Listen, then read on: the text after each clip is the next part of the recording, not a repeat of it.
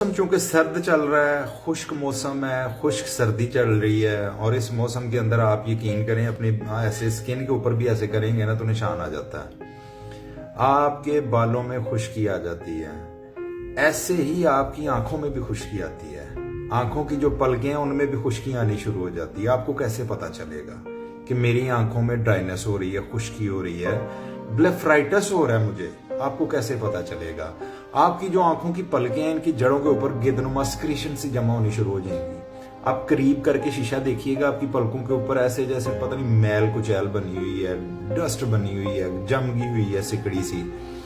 तो इसको ब्लेफराइटिस कहते हैं। इसकी वजह से आंख में इरिटेशन होना, ऐसे महसूस होना आंख के अंदर को जर्रा पड़ गया हुआ है रेत का, वो घूम रहा है, कभी ऊपर चला जाता है, कभी इधर आ जाता है, कभी इधर आ जाता है। आप बेशक आंख खोल के भी देखें, आपको महसूस नहीं होता कि आंख के अंदर कुछ नहीं, लेकिन आप फील कर रहे होते हैं कि मेरी आंख के अंदर कुछ है।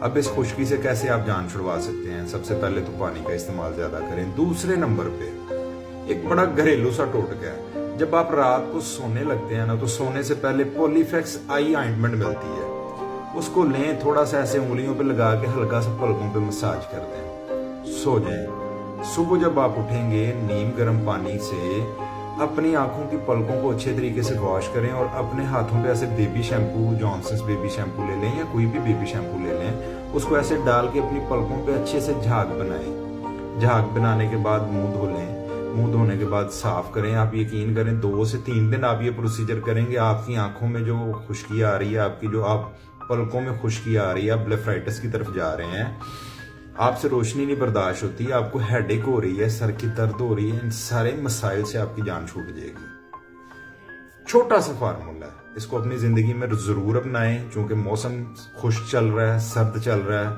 इसमें हम लोगों को अपनी केयर करनी चाहिए। तो इस केयर में आपकी आंखें बहुत एक अहम किरदार अदा करती हैं आपकी बॉडी का, तो इसकी केयर बहुत ज़रूरी है। बहुत शुक्रिया, अपना ख्याल रखें। अस्सलाम वालेकुम।